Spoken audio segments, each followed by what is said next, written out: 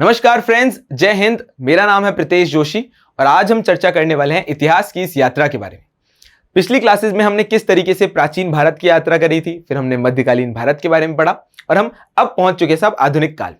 क्योंकि एनसीईआरटी के अंदर 3 किताबें हैं, भारतीय इतिहास के कुछ विषय 1 जो कि प्राचीन काल की बात करती है, भारतीय इतिहास के कुछ विषय 2 जो कि मध्यकालीन भारत के बारे में जानकारी देती है और भारतीय इतिहास के कुछ विषय 3 जो कि आधुनिक काल की बात करती है। अभी जो तीसरी किताब है इसके चैप्टर नंबर 11 की तरफ अपन बात करेंगे, यानी हमारे इतिहास के भाग नंबर 3 का चैप्टर नंबर 11। रेशनलाइज्ड कंटेंट की वजह से कुछ चैप्टर्स जो हैं वो हट चुके हैं, इस वजह से ये चैप्टर आपको नई बुक्स के अंदर चैप्टर 11 और पुरानी बुक्स के अंदर चैप्टर 13 के नाम से जो है वो देखने को मिलेंगे। अब हम देखते हैं साहब क्या क्या चर्चा करेंगे और क्या क्या चीजों के ऊपर हमारा फोकस रहेगा। हम जब बात करते हैं आधुनिक भारत की आधुनिक काल की, तो हमें देखने को मिलता है ये वो समय है जब मुगलों का पतन हो चुका था और अंग्रेज जो है वो आ रहे थे।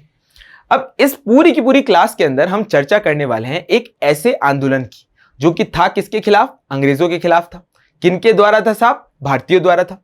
तो आपने एक शब्द जो है वो कभी ना कभी सुना होगा और उस शब्द को आपको सुनते ही आपके मन में बड़ा गौरवान्वित सा महसूस होने लग जाता है। तो क्या शब्द है साहब? भारतीय राष्ट्रीय आंदोलन, यानी कि इंडियन नेशनल मूवमेंट। और इस चैप्टर नंबर 11 के अंदर हम यही पढ़ने वाले हैं, महात्मा गांधी और साथ साथ में राष्ट्रीय आंदोलन। अब जब भी हम भारतीय राष्ट्रीय आंदोलन की बात करते हैं तो यह आंदोलन था क्या, क्यों था, इनके ऊपर चर्चा करनी पड़ती है। तो सबसे पहले अपन बात करते हैं साहब भारतीय राष्ट्रीय आंदोलन की। मैं जब भारतीय राष्ट्रीय आंदोलन की बात करूंगा तो हमें यहां पर देखने को मिलेगा इसकी शुरुआत होती है 1885 में कांग्रेस की स्थापना से। 1885 में किस तरीके से कांग्रेस की स्थापना हुई और ये पूरा का पूरा आंदोलन चलता है कब तक? 1947 तक, 15 अगस्त 1947 तक, जब हमारा देश जो है वो पूरी तरीके से आजाद हो गया था। अब अगर मैं इस आंदोलन की बात करूं तो आपको देखने को मिलेगा ये जो पूरा का पूरा आंदोलन था ये था किसके खिलाफ? तो साहब अंग्रेजों के खिलाफ था। अंग्रेजों के खिलाफ था, विदेशी शासन के खिलाफ था, विदेशी शासन के खिलाफ था। और भाई विदेशी शासन क्या, ये तो विदेशी शोषण के खिलाफ था कि भाई अंग्रेजों ने जो भारतीयों के ऊपर शोषण किए उसको पूरी तरीके से खत्म करके, उस शासन को पूरी तरीके से खत्म करके भारतीयों द्वारा चलाया गया एक जन जागरण जिसमें सामाजिक, राजनीतिक, आर्थिक तौर पर भारत का बड़ा डेवलपमेंट हुआ। हमें कई सारे स्ट्रगल देखने को मिले, कई सारे स्वतंत्रता सेनानियों के नाम देखने को मिलते हैं जिन्होंने इस आंदोलन के अंदर अपनी आहुति दी।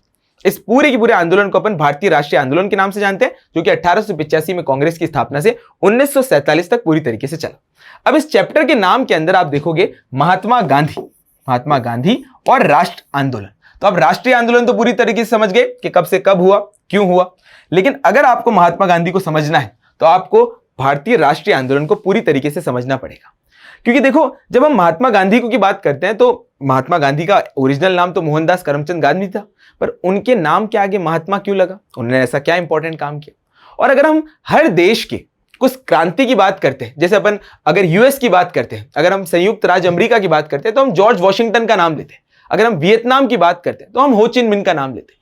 लेकिन अगर भारतीय राष्ट्रीय आंदोलन की बात करें, कोई ऐसा प्रमुख नेता जिसने पूरे के पूरे आंदोलन के अंदर लोगों को इस तरीके से जोड़ा कि हर लोग जो है वो पूरी तरीके से जुड़ते गए और ये आंदोलन एक विशाल काय आंदोलन बनता गया, तो वो थे कौन साहब? महात्मा गांधी। जितने भी स्वतंत्रता सेनानी थे उन सब के अपने इंपॉर्टेंट योगदान है, लेकिन हम इस चैप्टर के अंदर अपन चर्चा करेंगे महात्मा गांधी और राष्ट्रीय आंदोलन के बारे में। तो इस चैप्टर को शुरू करने से पहले महात्मा गांधी का एक बेसिक सा जीवन परिचय जो हम सभी को पता होना चाहिए और पता होगा भी। सबसे पहले बात करते हैं साहब नाम की, तो मोहनदास करमचंद गांधी, पिता का नाम करमचंद था, इनका नाम मोहनदास था। इनका जन्म हुआ साहब 2 अक्टूबर 1869 में। पिता का नाम करमचंद, माता का नाम पुतलीबाई और पत्नी का नाम कस्तूरबा गांधी। तो ये बेसिक सा जीवन परिचय आपको देखने को मिलेगा। अब थोड़ी सी कहानी सुन लो भाई, बहुत इंपॉर्टेंट है कहानी। महात्मा गांधी का जन्म जो है पोरबंदर के अंदर होता है और जब हम देखते हैं साहब पढ़ाई करने के लिए इनको लगता है कि अब समय आ चुका है कि साहब भारत जाना चाहिए, वकालत की पढ़ाई करनी थी, तो ये इंग्लैंड जाते हैं और वकालत की पढ़ाई करते हैं। अब वकालत की पढ़ाई पूरी कर ली, कंप्लीट कर ली, भारत आ गए, नौकरी की तलाश में थे, प्रैक्टिस इन्होंने चालू करी। लेकिन इनको मिल जाते हैं कौन? दादा अब्दुल्ला। और दादा अब्दुल्ला कहते हैं कि साहब महात्मा गांधी आपको जो है वो मेरे साथ चलना चाहिए साउथ अफ्रीका। क्यों? क्योंकि मुझे एक ऐसे वकील की जरूरत है जो सबसे पहले तो वकील हो और वो गुजराती भी जानता हो, और महात्मा गांधी के पास ये दोनों चीजें थी। तो महात्मा गांधी चले जाते हैं कहां पर? South Africa. ये जो सारी की सारी घटना हम बात कर रहे हैं साउथ अफ्रीका की बात कर रहे हैं, क्यों? क्योंकि महात्मा गांधी को महात्मा जो है वो साउथ अफ्रीका ने बनाया था। अब आपको लगेगा साहब ऐसे क्यों बात कर रहे हैं? साउथ अफ्रीका ने क्यों बनाया? क्योंकि महात्मा गांधी ने अपनी राजनीति की शुरुआत, सत्याग्रह की बात, वो साउथ अफ्रीका के अंदर ही करी थी और अंग्रेजों के खिलाफ ही करी थी। इस वजह से हम महात्मा गांधी के साउथ अफ्रीका के बारे में भी चर्चा करेंगे।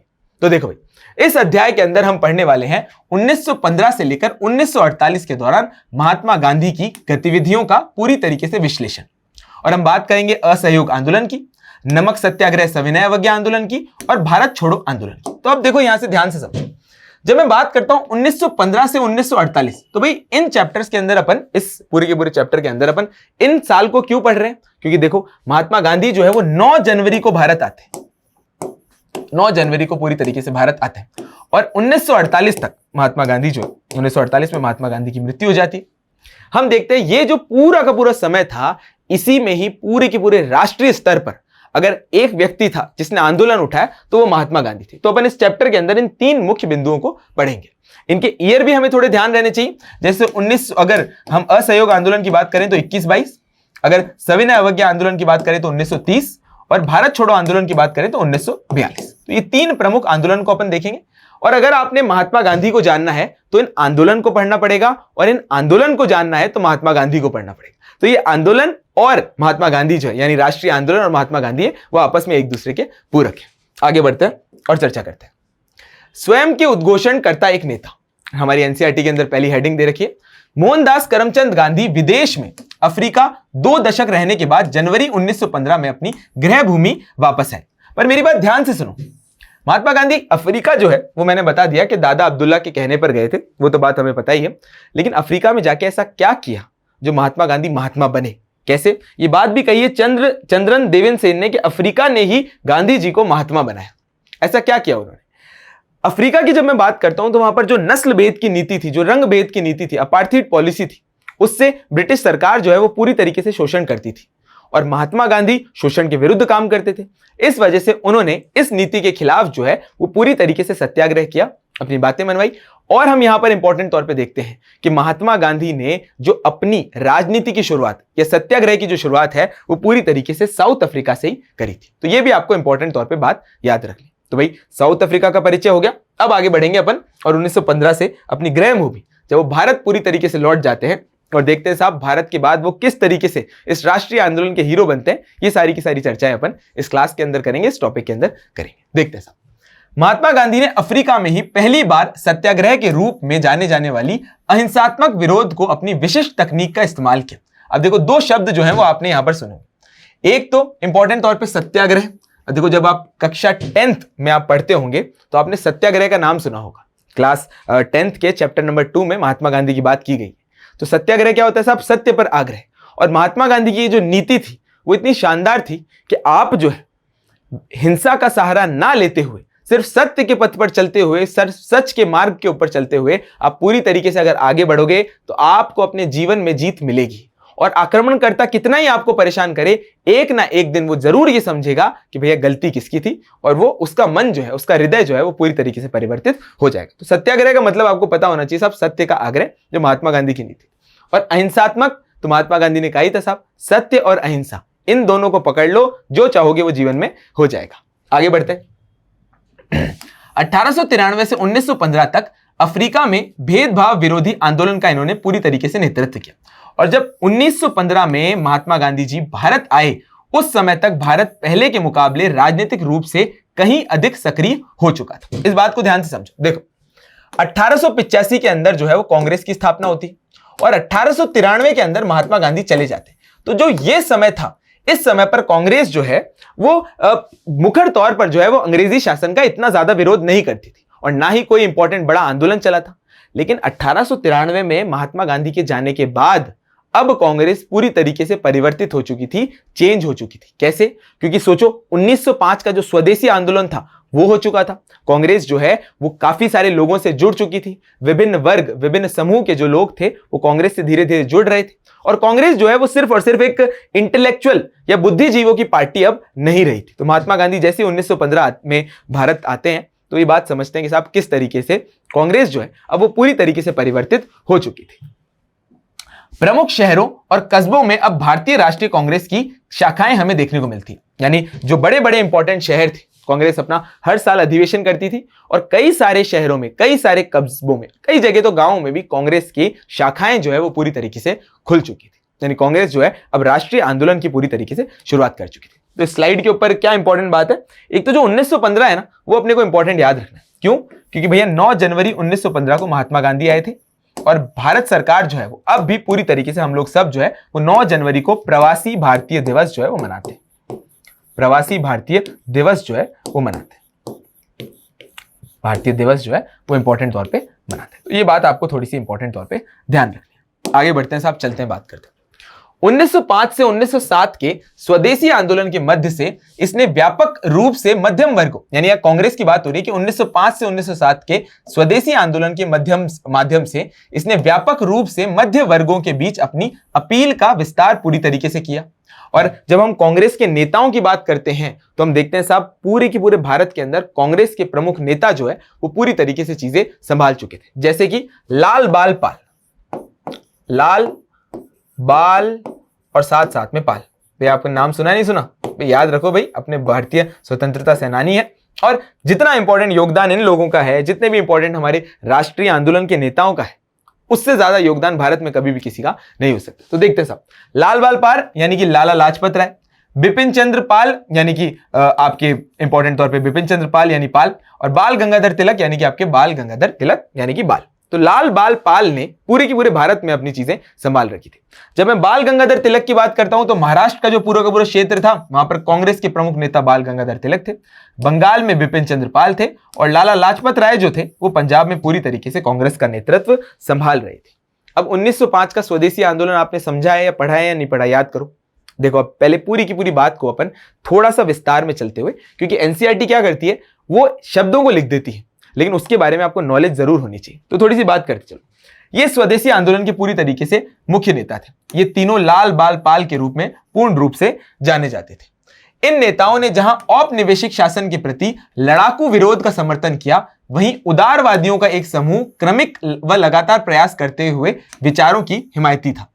उदारवादियों ने प्रमुख गांधी के मान्य राजनीतिक परमदर्शिता गोपाल कृष्ण गोखले के साथ ही मोहम्मद अली जिन्ना भी थे। गोखले ने गांधी को 1 वर्ष तक ब्रिटिश भारत की यात्रा करने की सलाह दी, जिससे वे भारत के लोगों को पूरी तरीके से समझ सके। अब ध्यान से सुनो मेरी बात। 1893 में महात्मा गांधी गए साउथ अफ्रीका, 1915 में वापस लौटे। कांग्रेस पूरी तरीके से चेंज हो चुकी थी, बड़ा आंदोलन चला चुकी थी, 1905 का स्वदेशी आंदोलन। अब महात्मा गांधी जैसे ही भारत आते हैं तो जो उनके पॉलिटिकल गुरु थे, जो उनके राजनीतिक तौर पे गुरु थे, वो थे गोपाल कृष्ण गोखले। तो गोखले साहब से मिलते हैं और बात करते हैं कि भाई मैं जो हूं अभी भारत आया हूं। तो गोपाल जी उनको बोलते हैं और कहते हैं कि आपका जो भारत, जिस समय पर आपने भारत छोड़ा था वो वाला भारत अलग था और आज का भारत अलग है। तो महात्मा गांधी पूछते हैं भैया क्यों? क्योंकि आज के भारत के अंदर बहुत ज्यादा परिवर्तन है और अभी तुम ये नहीं जानते कि भारतीयों की समस्या क्या है।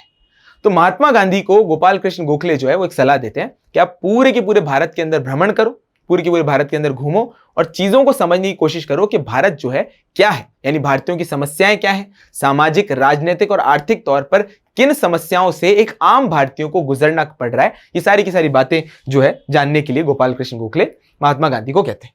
आगे बढ़ते हैं साहब। नेक्स्ट, गांधी जी ने पहली सार्वजनिक उपस्थिति 1916 में बनारस हिंदू विश्वविद्यालय के उद्घाटन समारोह में करी। यानी महात्मा गांधी 1 साल तक पूरे के पूरे भारत के अंदर घूमते हैं और सारे के लोगों की समस्या जो है वो समझते हैं। हम यहां पर देखते हैं कि 1916 के अंदर बनारस हिंदू विश्वविद्यालय के उद्घाटन समारोह में महात्मा गांधी जो है वो अपनी पहली पब्लिक मीटिंग करते हैं। पहली पब्लिक मीटिंग करते हैं, यानी इंपॉर्टेंट तौर पे अपनी सार्वजनिक उपस्थिति, पब्लिक मीटिंग के दौरान अपनी सार्वजनिक उपस्थिति जो है वो इंपॉर्टेंट तौर पे देते हैं। वे भाषण देते हैं कि धनी व सजे सवरे भद्र जनों की उपस्थिति और लाखों गरीबों भारतीयों की अनुपस्थिति के बीच की विषमता पर अपनी चिंता प्रकट की और भारतीय राष्ट्रवाद वकीलों, डॉक्टरों और जमींदारों जैसे विशिष्ट वर्गों द्वारा निर्मित था। गांधी जी भारतीय राष्ट्रवाद को संपूर्ण भारतीय लोगों को और अधिक अच्छे ढंग से प्रतिनिधित्व करने के सक्षम बनाना चाहते थे। यानी महात्मा गांधी ये चाहते थे कि भैया कांग्रेस जो है ये पूरी तरीके से भारतीय राष्ट्रीय आंदोलन चला रही है, लेकिन अभी तक भी कांग्रेस के अंदर हमें देखने को मिलेंगे कि जो बुद्धिजीवी वर्ग है, जो ताकतवर वर्ग है, जो पढ़ा लिखा वर्ग है, जैसे वकील हो गए, डॉक्टर हो गए, जमींदार हो गए, वो ही कांग्रेस से अपने को पूरी तरीके से जुड़ा हुआ मानते हैं। और महात्मा गांधी का मानना था कि अगर ये राष्ट्रीय आंदोलन है, अगर ये भारतीय आंदोलन है तो इसके अंदर सारे के सारे भारतीयों का होना बहुत ज्यादा जरूरी है। इस वजह से महात्मा गांधी ने यह जोर दिया कि चाहे गरीब हो, चाहे अमीर हो, चाहे किसी भी जाति का हो, चाहे किसी भी धर्म का हो, चाहे व्यापार करता हो या किसान हो, सभी समूहों को एक साथ जोड़कर अगर कांग्रेस आंदोलन चलाएगी तभी वह भारतीय राष्ट्रीय आंदोलन कहलाया जा सकेगा। यह इंपॉर्टेंट बात महात्मा गांधी जानते थे। अब नेक्स्ट, 1917 का अधिकांश भाग महात्मा गांधी को किसानों के लिए काश्तकारी की सुरक्षा के साथ साथ अपनी पसंद की फसल उपजाने की आजादी दिलाने में बीता और 1917 से एक आंदोलन की पूरी तरीके से शुरुआत हो जाती है जो महात्मा गांधी को लोगों के बीच पूरी तरीके से प्रचलित जो है वो कर देती है। ये हमें इंपॉर्टेंट तौर पे बात देखने को मिलती है। तो देखो, ये सारी की सारी बातों को आप एक माइंड मैप से समझते जाओ। देखो, 1915 के अंदर क्या हुआ भैया, महात्मा गांधी भारत आए।